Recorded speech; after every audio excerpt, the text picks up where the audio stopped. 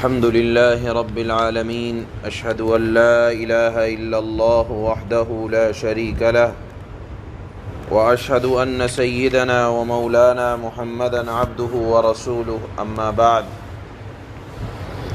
باب تحريم المرور بين يدي المصلي عن أبي الجهيم عبد الله بن حارث بن الصمت الأنصاري رضي الله تعالى عنه قال قال رسول الله صلى الله عليه وسلم لو يعلم المار بين يدي المصلي ماذا عليه لكان أن يقف 40 خيرا له من أن يمر بين يديه. قال الراوي لا أدري قال 40 يوما أو 40 شهرا أو 40 سنة.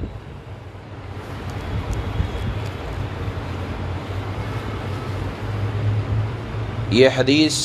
آ رہی ہے اس بات کے سلسلے میں کہ اگر آپ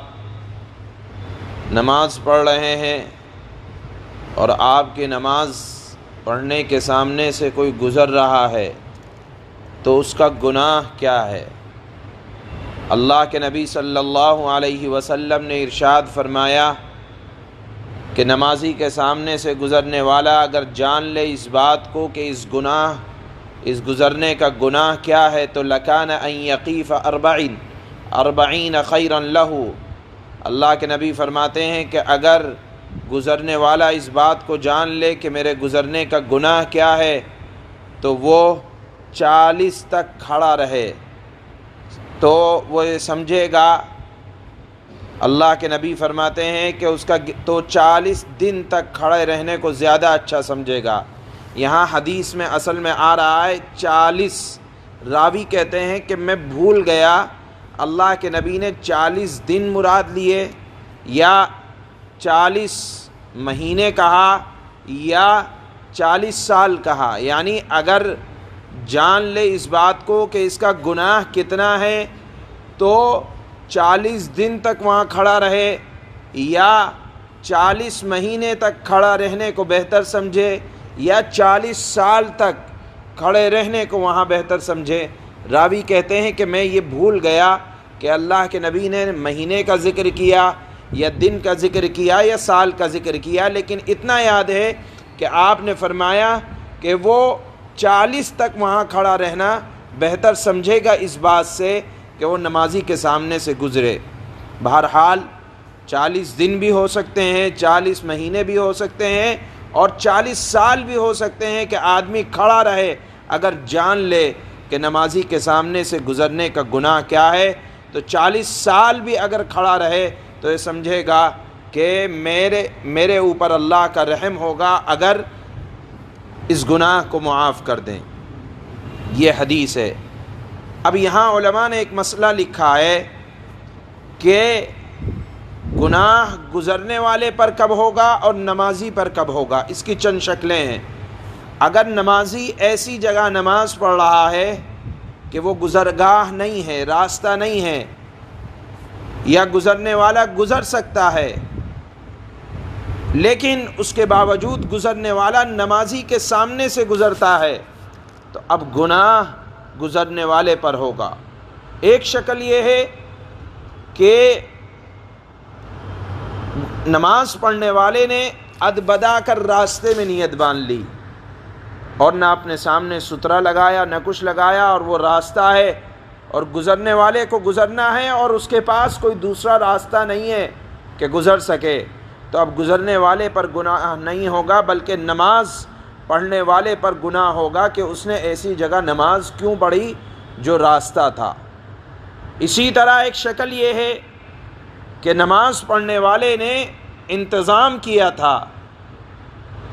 ایسی جگہ نماز کا انتظام کیا تھا کہ جو راستہ نہیں تھی، لیکن اب گزرنے والا نماز کے سامنے سے گزرنے والا اس کو کوئی حاجت تھی اور گزرنا اس کے لیے ضروری تھا اور کوئی اور راستہ نہیں ہے تو اب ایسی صورت میں نہ گزرنے والے پر گناہ ہوگا اور نہ نمازی پر. بہرحال یہ بات اس کی آ رہی ہے کہ اگر جگہ ہے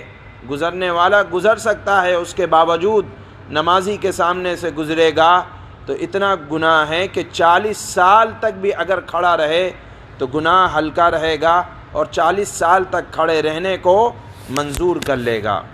یہاں ایک بات اور سمجھنے کی ہے کہ اگر کہیں ایسی جگہ نماز پڑھنی ہے کہ جو راستہ ہے تو اس کی بھی شکل اللہ کے نبی نے یہ بیان کی کہ آپ اپنے سامنے ایک سترہ لگا لیں، ایک ہاتھ کے برابر کوئی چیز ایسی کھڑی کر لیں کہ گزرنے والا اس کے آگے سے گزر سکے، تو اب کوئی گناہ نہیں ہوگا۔ یہاں ایک اور مسئلہ ذکر کیا جاتا ہے اس روایت کے تحت، وہ یہ کہ اگر نمازی بڑی مسجد میں نماز پڑھ رہا ہے اور اس نے اپنے آگے کوئی سترہ نہیں لگایا تو علماء نے لکھا ہے کہ 2 صف اور 3 صف کے آگے سے اگر گزرے گا تو کوئی گناہ نہیں ہوگا۔ اصل میں مسئلہ یہ ہے کہ نمازی کے سامنے سے اگر گزرا جاتا ہے تو نمازی کی توجہ بڑھ جاتی ہے، اور اگر بڑی مسجد ہے اور آگے سے گزرا جائے، اتنے آگے سے گزرا جائے کہ نمازی کی توجہ نہ بٹے، تو اب آگے سے گزرنے کی اجازت ہے۔ لیکن اگر مسجد چھوٹی ہے اور چھوٹی کی مقدار علماء نے لکھی ہے کہ 60 فٹ، یعنی 40 لکھا ہے کہ 20 ہاتھ لمبی اور 20 ہاتھ چوڑی، یا 40 ہاتھ لکھا ہے کہ اگر اتنی بڑی مسجد ہے تو اس میں سے آگے سے نہیں گزرا جا سکتا۔ غرض یہ ہے کہ اگر کوئی چھوٹا موٹا کمرہ ہے، اس میں کوئی آدمی نماز پڑھ رہا ہے، تو اب آگے سے چاہے قبلے کی دیوار تک 2 صف ہو یا 3 صف ہو تو آگے سے نہیں گزرا جا سکتا، گزرنے والا گنہگار ہوگا۔ یہاں روایت میں اسی گناہ کے بارے میں اللہ کے نبی صلی اللہ علیہ وسلم نے آگاہ کیا ہے۔ حضرت ابو الجہیم عبداللہ بن الحارث بن سمہ انصاری رضی اللہ تعالی عنہ سے روایت ہے کہ آپ صلی اللہ علیہ وسلم نے ارشاد فرمایا، اگر نمازی کے آگے سے گزرنے والے آدمی کو یہ معلوم ہو جائے کہ اس گزرنے کا گناہ کتنا ہے تو وہ 40 تک کھڑے رہنے کو زیادہ اچھا سمجھے، یعنی گزرے نا 40 تک کھڑے رہنے کو زیادہ اچھا سمجھے۔ جو حدیث کے راوی ہیں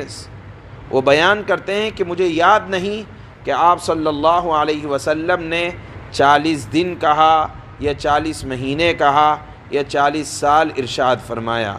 بخاری اور مسلم کی یہ حدیث ہے۔ سبحان اللہ۔